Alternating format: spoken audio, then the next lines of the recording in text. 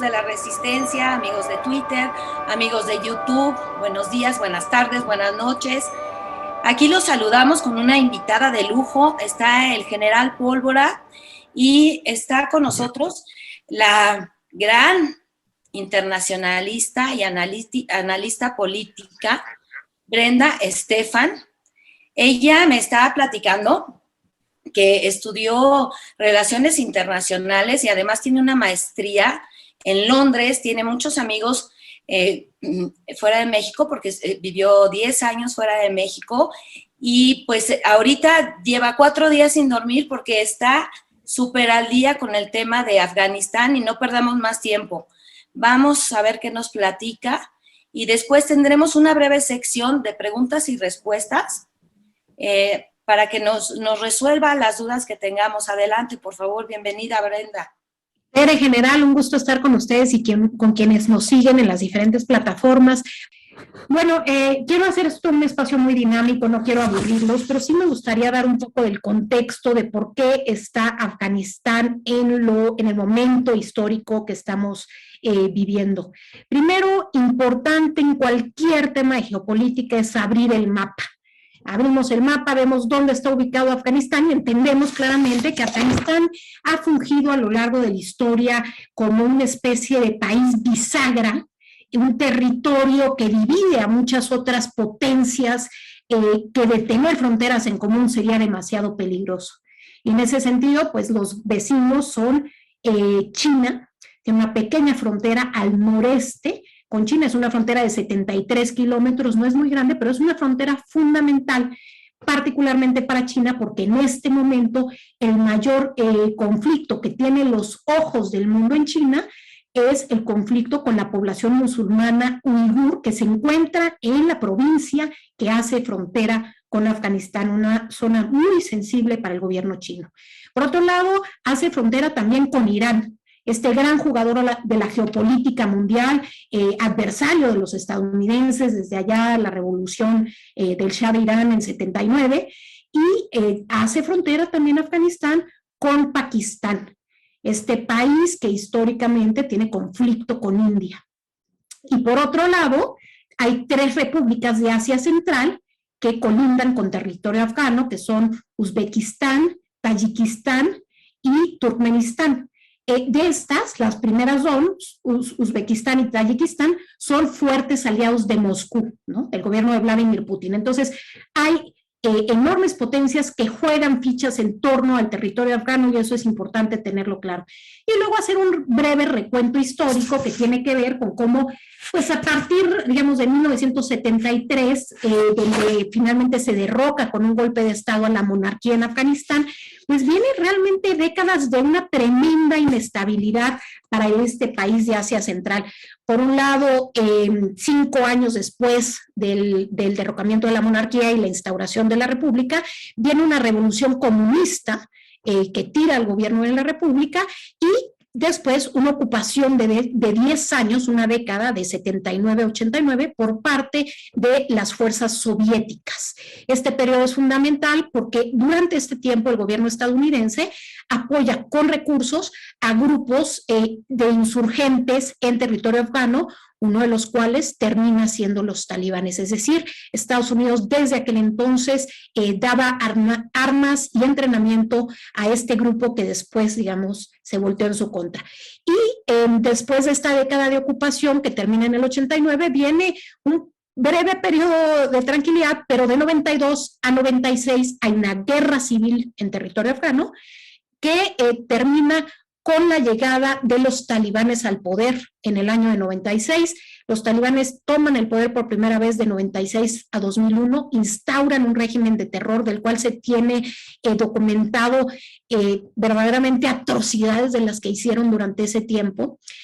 Y después viene el famoso, del ataque a las Torres Gemelas, ¿no? El 9/11, el ataque a las Torres Gemelas el 11 de septiembre, y el gobierno entonces del presidente George W. Bush pide al gobierno afgano que les entregue a los terroristas encargados de hacer este ataque, en particular a Bin Laden, a lo cual las autoridades talibanes se niegan y Estados Unidos invade el territorio afgano con el apoyo de las fuerzas occidentales, de la OTAN. Activan el famoso artículo 5, que es cuando uno de los miembros de la OTAN se ve atacado, todos los demás actúan de manera colectiva en su defensa, y es la primera vez que se activa por un tema de un ataque terrorista. Pero por eso, cuando leemos las noticias, vemos por ahí que había no solamente fuerzas estadounidenses, sino canadienses, francesas, españolas, italianas, etcétera. Entonces, a lo largo de estos 20 años de ocupación, muchos de estos países de la OTAN fueron poco a poco retirando sus fuerzas, y lo que vimos es que la mayor responsabilidad, que de inicio era así, pero a lo largo de los años se fue recrudeciendo, cayó sobre la autoridad estadounidense.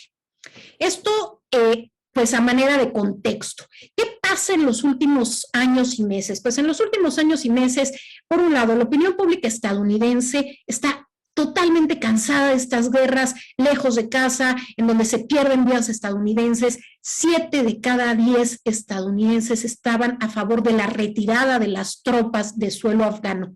Esto antes de las imágenes que vimos este fin de semana y en los días pasados. Entonces, pues esto lo entiende bien Donald Trump en su momento, y Donald Trump acuerda con los talibanes, hacen un acuerdo en Doha en febrero del año pasado, en febrero de 2020, para la retirada del gobierno estadounidense. ¿Qué dice este acuerdo? Pues básicamente dice que Estados Unidos va a retirar sus tropas en mayo del 2021, el 1 de mayo de 2021, pero que a cambio de eso los talibanes pues van a cumplir con una serie de acuerdos, ¿no? Ahí hay una famosa foto circulando del secretario de Estado estadounidense Mike Pompeo con el líder de los talibanes a raíz de estas negociaciones. Entonces, esto es una decisión que toma Obama, pero que Biden mantiene. A pesar de las diferencias en política exterior, en esta sí hay continuidad. Biden mantiene, simplemente pospone la salida, no se da en mayo, sino que se da unos meses después. De facto, prácticamente en julio, entre junio y julio, prácticamente todo el personal militar estadounidense abandona Afganistán. ¿Y qué pasa? Que los talibanes se dan cuenta que el terreno está vacío, ¿no? Que ya pasó el 1 de mayo, que era la fecha del acuerdo para la retirada estadounidense, y se dan el lujo, digamos, de violar esos acuerdos porque ya están fuera de fechas. Y entonces empiezan a tomar ciudades, esto viene de meses atrás, a tomar diferentes pueblos, ciudades, organizarse. Los talibanes son un grupo, pues, con una estrategia, bien armados. Por ahí me preguntaban que de qué bueno, de dónde vienen sus fuentes de financiamiento.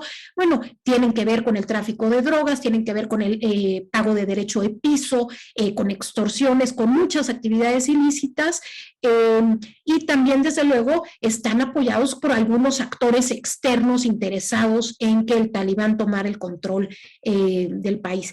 Y de manera continua van avanzando en su poderío afgano. Por eso, a quienes seguimos el tema desde hace años, no fue una sorpresa brutal que tomaran el control de Kabul. Lo que sí sorprendió en general a la comunidad internacional y a los medios de comunicación fue la rapidez con la que se dio esto, ¿no? La rapidez con la que en muy pocos días fueron cayendo una tras otra ciudad hasta llegar a Kabul. Hoy hay un gran debate en Washington de si falló la inteligencia, si la inteligencia no dio esta información, pero también hay quienes dicen, ahora posteriori, desde la comunidad de inteligencia, nosotros dijimos que esto iba a suceder y la autoridad política no tomó en cuenta nuestras recomendaciones.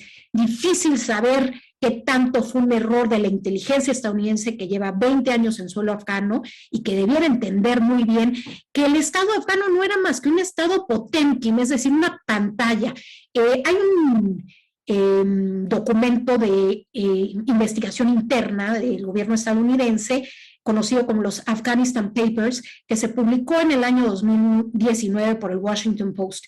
Es un documento que incluye más de 400 entrevistas a militares y tomadores de decisiones en el conflicto afgano, y ahí realmente hay una descripción de que se trataba de un Estado fallido, corrupto. Incluso hay una declaración de una entrevista en 2015 de un general estadounidense que dice que el ejército afgano no es nada sin el apoyo estadounidense. De los 250,000, 300,000 efectivos que tenía el ejército afgano, de acuerdo a los Afghanistan Papers, solo 20,000 eran de confianza del gobierno estadounidense.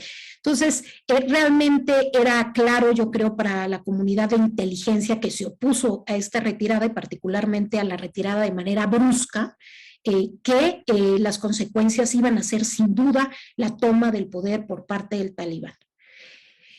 Creo que esto es un fracaso para Estados Unidos, un fracaso militar, un fracaso económico, un fracaso incluso moral, un fracaso diplomático, ¿no?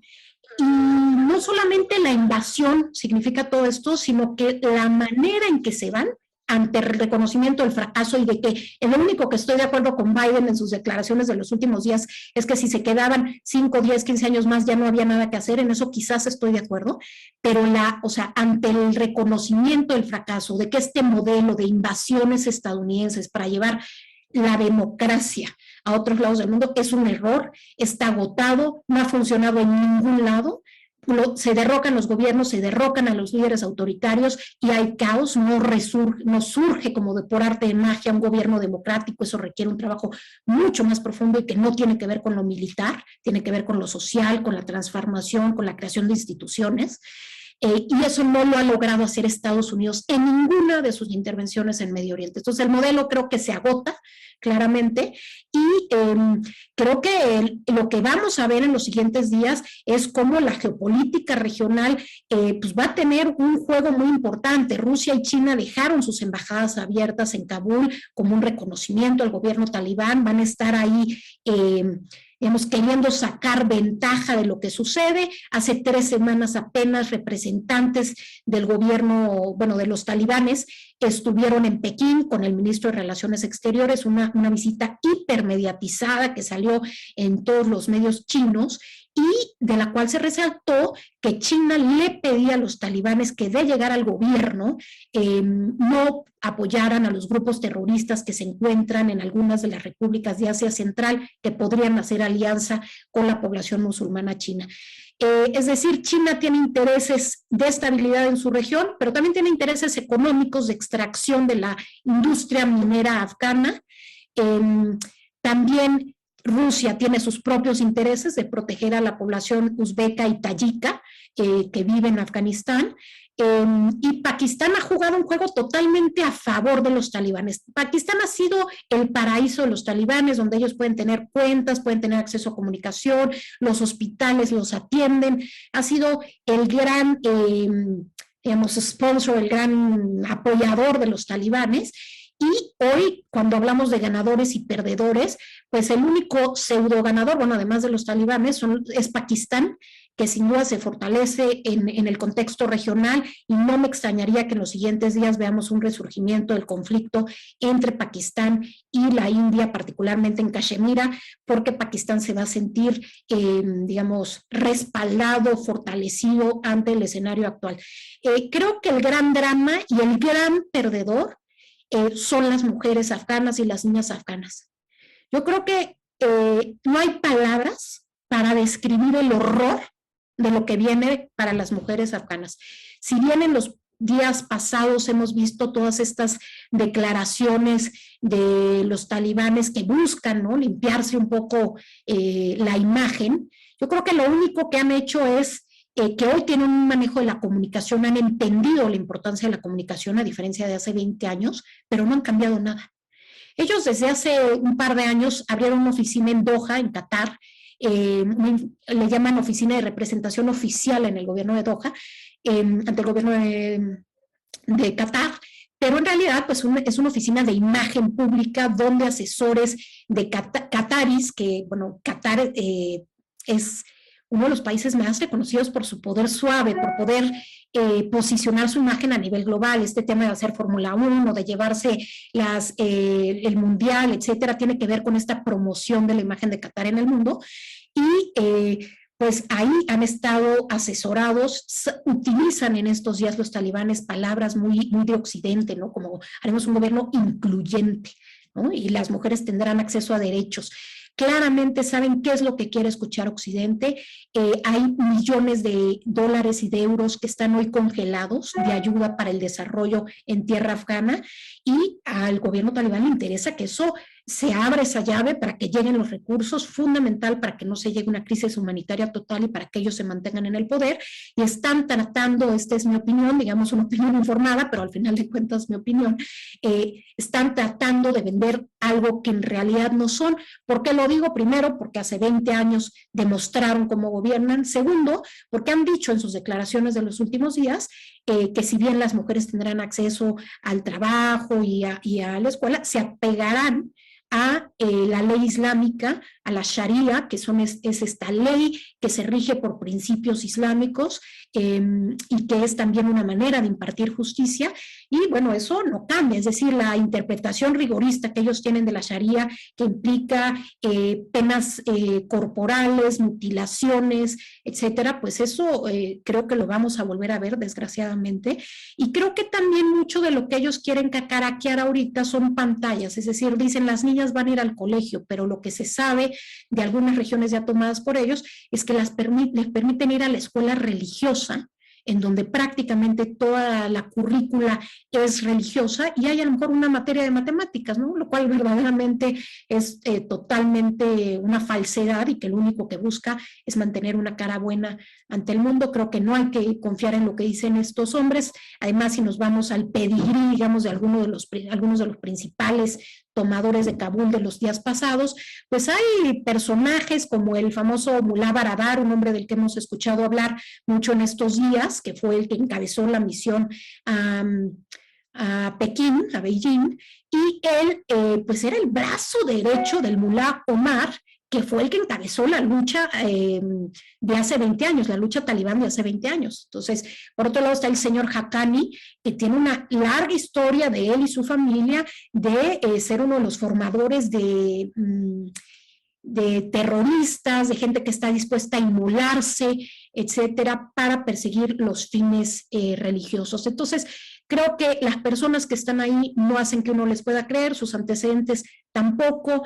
Creo que desgraciadamente la comunidad internacional se ha lavado las manos. Vemos no solamente al presidente Biden, pero vemos al presidente Emmanuel Macron, vemos al primer ministro Johnson con mensajes que tienen que ver como ya le toca a Afganistán hacer su tarea, nosotros nos retiramos. Y creo que en ese sentido se antoja muy complicado el escenario para la población afgana. No hay ningún grupo organizado en territorio afgano que le pueda hacer frente, una lucha para derrocar al poder talibán en este momento, y sin el apoyo de fuera, pues realmente están condenados a quedarse ahí. Quizás la única esperanza y final son las propias escisiones que hay dentro del talibán, que es muy diverso, y que pudiera hacer que una escisión genere un cambio ahí en el gobierno, pero de otra forma se antoja muy complicado. De los grandes dramas es que a medida que fueron avanzando los talibanes en las áreas rurales en las últimas semanas, la población se fue yendo hacia Kabul. Llegaron decenas de miles de familias, mujeres, niños, que se acomodaron en los parques, que hicieron de las áreas públicas campamentos de refugiados internos, de desplazados internos, y que hoy, ante este horror, pues se encuentran ahí en la capital tomada por los talibanes, y no hay rutas de salida desde Kabul. Cuando uno ve un mapa, Kabul está rodeado por tierra, no hay frontera, la única puerta de salida, y que se ha convertido hoy en un callejón sin salida, y por eso la desesperación de las imágenes, es el aeropuerto. Los vuelos comerciales están cerrados desde el viernes de la semana pasada, realmente nada más hay vuelos militares de algunos de los gobiernos que están intentando sacar a su personal o a afganos que los hayan apoyado durante los últimos años. Lamentable ver lo que ha sucedido con el gobierno estadounidense. Se dice que entre 20,000 y 80,000 personas habrían ayudado con labores de traducción, choferes, gente que trabajó de manera directa o indirecta con el poder estadounidense y los contratistas, y que hoy han sido abandonados a su suerte. Por las fronteras ha habido un poco de filtración hacia Irán. Turquía ha empezado a construir un muro literal un muro en la frontera, una frontera de más de 200 kilómetros que tiene con Irán, y ha empezado a construir este muro con la idea de contener un flujo migratorio. Hay que recordar que Turquía ya alberga casi 4 millones de refugiados sirios, y el presidente turco Recep Tayyip Erdogan tiene miedo de que vuelva una ola tremenda de migrantes. De la comunidad internacional, solamente el primer ministro Trudeau de Canadá se ha dicho abierto a recibir 20,000 afganos, un número que no pinta realmente para el tamaño del conflicto, pero que es una señal de buena voluntad. Si hubiera de la misma manera de otros lados, pues sería interesante. Yo creo que los países, las fuerzas occidentales que le fallaron a la población afgana, tienen una responsabilidad crucial en recibir a esta población, pero lo que vemos es que a su alrededor se están cerrando las fronteras porque los vecinos, digamos, Irán, China, la frontera con China son unas montañas tremendas, difícil de flanquear. La frontera con Irán, pues está el control iraní y luego el control turco en la frontera entre Irán y Turquía. Las fronteras de Asia Central también están siendo fortalecidas, sobre todo por intereses rusos y chinos que no quieren que se desestabilice la zona. Es decir, que quizás donde hay nada más un flujo más constante con territorio pakistaní, ese ya existía desde antes un poco, pero fuera de eso están un poco atrapados sin salida, saldrán a cuentagotas. Estamos viendo cómo los organismos internacionales están empezando apenas a hacer un esfuerzo por buscar fondos. Incluso hay organismos internacionales que están buscando que en México pudiéramos albergar a familias afganas. Yo creo que debiera haber una conciencia de que hay personas que están viviendo bajo un enorme riesgo el día de hoy en Afganistán, y que es fundamental que la comunidad internacional tome acciones para apoyarlos. Oye, realmente creo que tanto la general Leix y yo estamos sorprendidos de el dominio que tienes de este tema, tanto de la geopolítica actual, pero la perspectiva histórica. Realmente es un lugar de la humanidad que nunca ha estado en paz por muchos motivos, pero ya en épocas recientes de la Segunda Guerra Mundial para acá, este lugar ha sido el cruce de caminos, era parte de la ruta de la seda, este lugar. Entonces es un lugar donde se cruzan muchos caminos, y lo que Donald Trump en su momento hizo estúpidamente, pero con una intención total de desestabilizar el establishment mundial, ha tenido y seguirá teniendo repercusiones por muchos años. En este caso, el haber negociado una salida del gobierno americano, dándole la espalda a sus aliados locales, pero dejando claro que la geopolítica regional de Estados Unidos había dado un cambio importantísimo. Como tú lo dijiste claramente, los aliados europeos fueron saliéndose poco a poco. Creo que España había dejado 300 guardias, y así simbólicamente muchos países habían dejado una delegación. Pero desde que se evacuó la embajada de Vietnam, no habíamos visto unas escenas, tal vez en Panamá de Noriega, pero no en esta magnitud, donde la población estaba siendo víctima del caos generalizado, de que ahora sí, ahí viene Godzilla y todos los monstruos a aplastarnos. Ahora yo he visto tanto de Al Jazeera como de CNN diversos reportajes in situ, en donde las mujeres dicen, bueno, tú sabes muy bien, sabemos que no van a poder evacuar a 6 millones de personas, que son las que tienen un altísimo riesgo de ser asesinadas, ¿no? Las demás personas, mucha gente, como ahorita aquí con Morena, mucha gente están satisfechas y contentas con la Saharia, porque en el contexto de unas personas que no tienen internet, que no tienen televisión, que solo tienen cabras y muchísimos cerros, el que unos estudiantes, que son los talibanes, que es el nombre de los estudiantes, que hayan formado una base, que es Al Qaeda, y que se hagan, sean mujahidines, que sean unas personas que tienen la cruzada por las virtudes y valores del Islam. Entonces, eso tiene mucha idea en el contexto de muchas personas. No es una cosa descabellada. Bueno, lamentablemente, tomadas como si fueran animales, básicamente, como si fuera un caballo. Ese es el mismo nivel. De hecho, creo que algunos perros tenían derecho a entrar a lugares que las mujeres no tenían, es correcto, de acuerdo a la Saharia. Quiero que nos hables un poquito de la Saharia y el contexto sociológico de una persona que vive ahí en Pakistán. Sí, mira, yo creo que hay que distinguir entre las grandes ciudades y las poblaciones rurales. En efecto, en la población rural, bueno, primero hay que entender que Afganistán está conformado por diferentes identidades nacionales.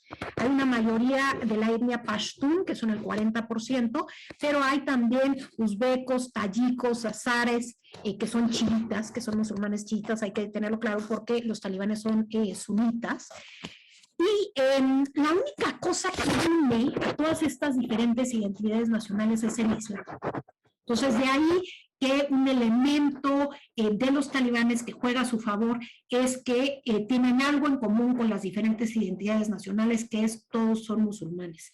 En las zonas rurales, la impartición de justicia en los últimos años, en los años del gobierno de ocupación estadounidense, era una justicia lenta, corrupta, mala. La Sharia es una justicia más expedita, es in situ, hay una persona, digamos un juez, por así decirlo, con el Corán por un lado, hay como un ayudante cubierto, con la cara completamente cubierta, y él es el encargado de ejecutar la pena. Entonces, si por ejemplo se encuentra que una persona es culpable de adulterio, una mujer es culpable de adulterio, se requieren 3 testigos, etcétera, pero si es así, esta es la persona encargada de ejecutar la pena, la persona que no le va a saber nunca la cara, ¿no?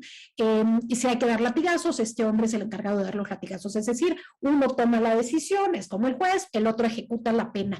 Muchas de estas penas más, digamos, más radicales no se ven, no es algo común, pero se dan, ¿no? Entonces hay que entender.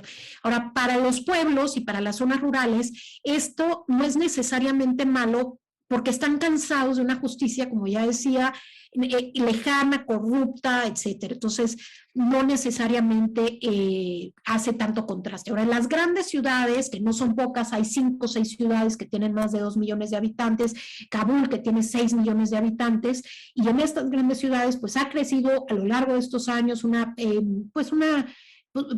clase media más informada, más educada, que tiene otra visión diferente del mundo y que seguramente estará en contra de prohibiciones como lo que vimos hace 20 años. En su gobierno de hace 20 años los talibanes prohibieron los videojuegos, prohibieron la música, cosas que en el mundo occidental nos parecerían verdaderamente absurdas, ¿no? Difícil saber cómo estas nuevas generaciones de jóvenes que están conectados, que tienen internet, que tienen acceso a la música, van a cumplir con estas normas establecidas, y ahí habrá que ver qué tanto pues los talibanes cambian. El talibán es diverso, es decir, no es un monolito, y va a ser muy diferente lo que digan los dirigentes en Kabul de lo que vamos a ver en las diferentes provincias. De hecho, ya ahorita con la toma de diferentes ciudades, los reportes que están llegando es que sí hay ciudades donde ya se han cerrado las escuelas, sí hay ciudades donde ya han desaparecido personas que trabajaban con los gobiernos anteriores. Entonces, creo que vamos a tener que seguir sobre los hechos para ver la diferencia entre lo que ellos están diciendo, ¿no? Y la diferencia de los hechos. Por otro lado, tú mencionabas el tema de la ruta de la seda. Interesante saber que el mayor beneficiario de la ruta de la seda nueva, de la renovada versión de la ruta de la seda, es Pakistán, y pues Pakistán es el socio de los talibanes, seguramente estará mediando ahí con el gobierno de Pekín para que haya más inversión en tierra afgana. En la visita de hace 3 semanas a Pekín, los líderes afganos hicieron alusión a que China estaba invitada a trabajar en las minas afganas y que ellos cuidarían que no hubiera ataques contra ellos. A mí me llama la atención esto porque de alguna manera lo que tienen los talibanes en sus manos, un poco al estilo del gobierno iraní, que dice, pues tenemos la posibilidad de hacer una bomba, pero no la hacemos, tenemos la posibilidad de tener una bomba nuclear, un arma nuclear, pero no la haremos. Lo mismo sucede hoy con los talibanes. Tenemos la capacidad de hacer un ataque terrorista de gran impacto, pero no lo haremos. Entonces, hay una capacidad de negociación en base a una disuasión, digamos, terrorista que es fuerte para la realidad global en los próximos años. Por otro lado, entender que Estados Unidos no se va como un acto aislacionista, como era esta política trumpista de ostracismo, de regresar a casa, sino se va como una política sí que se enmarca un poco en la frase trumpista de Estados Unidos primero. O sea, yo creo que Biden sí retoma un poco este entendimiento de que los Estados Unidos ya están cansados de estas cosas lejos de casa, pero creo que no es una actitud aislacionista, es reenfocar de una manera muy realpolitik, de política pura y dura, reenfocar sus recursos militares, financieros, etcétera, en una lucha que hoy es mucho más estratégica para Estados Unidos, que es la contención de China. Entonces, hoy Afganistán ya no es prioritario para ellos, y aunque ahora Biden diga en sus mensajes que en su momento nunca fue el objetivo construir democracia y nunca fue el objetivo salvaguardar los derechos de las mujeres, cuando uno se va a los mensajes iniciales del presidente George Bush del inicio de la guerra, por ahí los pueden encontrar en mis redes sociales, Bush habla de que van a debilitar al régimen talibán, de que van a acabar con cualquier aliado de Al-Qaeda, cosa que ni sucedió, ni Al-Qaeda fue erradicado, ni se debilitó al talibán. De hecho, podría decirse que el talibán tiene más fuerza hoy que hace 20 años, cuando fue invadido por Estados Unidos Afganistán. Y creo que o sea, hay que entender esto para saber que si en su momento estas causas sí fueron enarboladas, incluso la entonces primera dama Laura Bush hizo varios discursos en los que habló de los derechos de la mujer afgana y de las niñas afganas y de su derecho a la educación. O sea, se utilizaron como un recurso político para justificar la invasión, y hoy se lavan las manos. Queda claro que no hay un interés por las niñas ni por las mujeres afganas, el interés es meramente político estadounidense. Mira, sí han sido muy notorias las manifestaciones de mujeres en Afganistán. Como estábamos diciendo, no van a poder salir 4 millones de mujeres de ahí. Y realmente se ven las fotografías que lo primero que hicieron los talibanes fue los anuncios de pintura de pelo que había en las tiendas, los espectaculares, fueron a rayar con pintura los rostros de todas las mujeres. Hay más de 5,000 anuncios en Kabul, aparentemente, que han sido tapados la cara de las mujeres. Es decir, que los acuerdos que han hecho y las promesas que tengan, pues pertenecen a una situación anecdótica para ellos, porque el cumplir con Alá la voluntad deseada, que es la pureza de la mujer y por ende de su compañero, que es el gran guerrero mujahidín, vale cualquier tipo de problema, ¿no? Entonces, si van ahí fuerte contra las mujeres, y muchas mujeres cineastas están subiendo videos en vivo donde dicen, estoy huyendo, o sea, no se rían, decía una de ellas, no vienen a jugar con nosotros, nos vienen a desaparecer. La violencia sexual. Cuento que se han creído en Occidente algunos, pues las mujeres, tú lo decías muy bien, general, las mujeres afganas tienen claro que no va a ser así. No va a ser así. Hay una entrevista de hace un par de días en el cual uno de los líderes de los talibanes va a la televisión afgana y lo entrevista a una mujer afgana. Ellos lo cacaraquean, ¿no? Como que miren, siguen trabajando y pueden ser presentadoras de televisión porque saben que es algo muy visible, saben que a Occidente le interesa el tema. Pero en realidad, como decía yo al inicio, es una pantalla. Lo que hemos visto en los últimos días, hay reportes de periodistas que siguen estando en tierra. Hay un reporte el día de hoy, escuché un reporte de un periodista italiano que decía que el fin de semana él había visto a mujeres que a sus hijas de 8 años, de 9 años, las aventaban a través de la reja con púas del aeropuerto y les pedían a los estadounidenses del otro lado que las salvaran. Lo que tiene una madre que estar viviendo para poder deshacerte así de la vida de tu hijo, pensando que a lo mejor se queda atorado en las púas, que no sabes si lo vas a volver a ver nunca, con tal de que no vive el horror, yo creo que habla mucho de la desesperación de las mujeres afganas. Como sabemos, y lo decías tú, la interpretación rigorista de la Sharia no está en línea con un respeto de los derechos de la mujer. Entonces, es contradictorio que ellos digan que va a haber un respeto de los derechos de la mujer y una interpretación y una aplicación de la Sharia. Lo que vemos, por ejemplo, es que de acuerdo a la interpretación que tenían ellos, por lo menos durante su primer gobierno, las mujeres no debían ser vistas en público, no debían salir de casa, salvo excepción, y esto acompañados por algún miembro directo de su familia. Ningún hombre que no sea miembro de su familia puede escuchar el ruido de sus pasos o puede escuchar su voz. No pueden trabajar, no pueden ir a la escuela después de los 10 años, más o menos. A partir de los 10 años, o las mujeres divorciadas son tomadas por los talibanes y llevadas, digamos, con los guerreros para servir prácticamente en una manera de esclavitud moderna. Entonces, lo que vemos también es que, de acuerdo a reportes canadienses, hay mujeres o hay familias que están casando a sus hijas de 10 años, de 11 años, porque saben que aunque las casen con un vecino, digamos, las van a salvar de un futuro, entre comillas, peor, de un talibán que venga y se las lleve. Yo creo que van a ser cuidadosos, sobre todo en estos primeros meses, por eso es importante hoy visibilizar a las mujeres afganas, ser el megáfono de las mujeres afganas, porque después el mundo se olvida de estas cosas, hay tanto en qué pensar, hay tantos conflictos, hay tanto problema que cada país tiene, que en unos meses nadie va a estar pensando en qué sucede en una provincia afgana en donde una mujer está siendo asesinada o está siendo privada de sus derechos humanos. Y entonces creo que es un momento en el que la comunidad internacional tendremos que hacer un énfasis sobre la defensa de las mujeres afganas, de las niñas afganas y de sus derechos en general. Miren, les voy a decir algo ya para cerrar este tema. Ayer vi en Al Jazeera un reportaje, una ex ministra de X cosa en Afganistán comenta qué se siente ser tratado bajo la ley de la Sharia siendo mujer. Ella ya está exiliada, vive en Emiratos Árabes, pero comentaba que ella fue al mercado a buscar algo de comer. Y en ese instante, 2 hombres la detuvieron en la vía pública.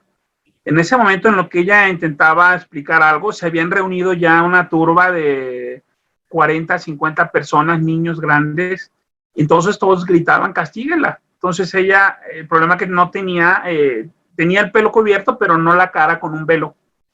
Entonces le dijeron que dónde estaba su hombre, o el hombre que le había permitido salir. Ella quiso explicar que estaba en el mercado y que regresaba, y dice que en ese momento le empezaron a golpear, que le dieron en la parte de atrás del rifle, le pegaron las piernas y en el piso la estuvieron pateando y la gente pedía que la aventaran piedras, que la lapidaran en ese instante. Entonces llegó su hermano, la levantó y se la llevó y se calmó ese problema. Pero esos son los juicios sumarios que tú dices, esa es la injusticia de una mujer que va a comprar unas calabazas y simplemente porque Dios le regaló ese género, ahora es discriminada, es maltratada y es asesinada. Sí, desde luego las mujeres no pueden manejar, no pueden vivir solas, todo esto, no pueden sacar una cuenta bancaria, todo lo necesitan la aprobación de su marán, que es este miembro de la familia directa, que tiene que ser un hijo, tu esposo, tu hermano, para hacer cualquier cosa prácticamente. Terrible general. 20 años no sirvieron para nada, y esa es mi impresión.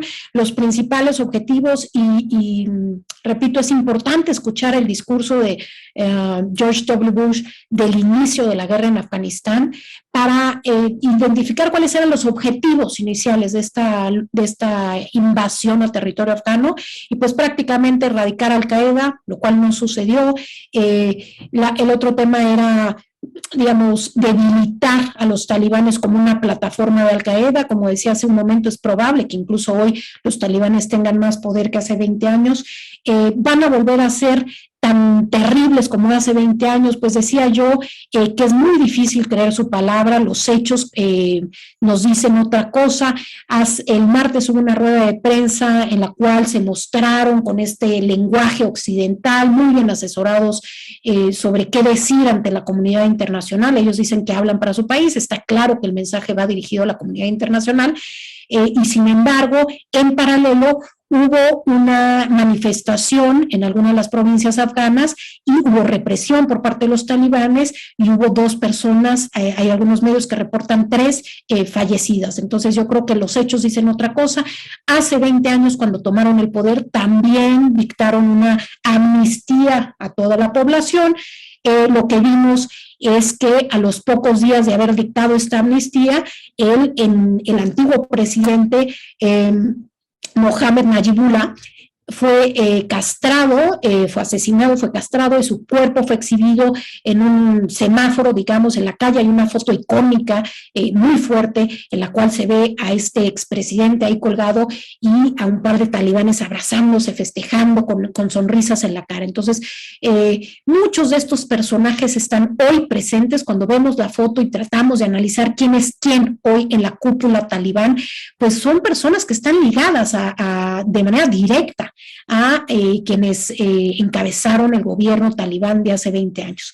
Entonces me parece que seguramente habrá modificaciones, sobre todo porque ellos han entendido la importancia del manejo de la comunicación, pero no tanto porque hayan cambiado su entendimiento de la aplicación rigorista de la Sharia en el manejo de la sociedad. Isabel.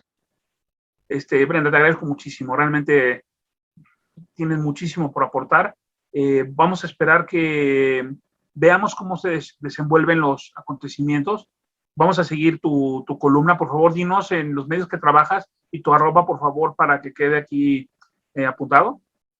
Te agradezco, general. Claro, mira, yo hago comentarios de política internacional en MBS Noticias Radio con Luis Cárdenas, que soy columnista del periódico El Universal cada 15 días.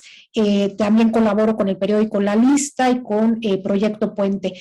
Estoy en diferentes medios de comunicación como freelance, pero me pueden encontrar prácticamente todo mi trabajo y mis entrevistas las subo en mis redes sociales. Me pueden encontrar en Facebook como @BrendaEstefan y en Twitter como @B_Estefan. Oye, muchas gracias y estoy gratamente impresionado por el nivel del tema que manejas. Teresita, te agradezco mucho que hayas invitado a nuestra compañera, que aparte de estar en todos estos medios, también es parte de la Resistencia VIP. Teresita, despide, por favor. Muchas gracias. Gracias, Brenda. Un gusto, general.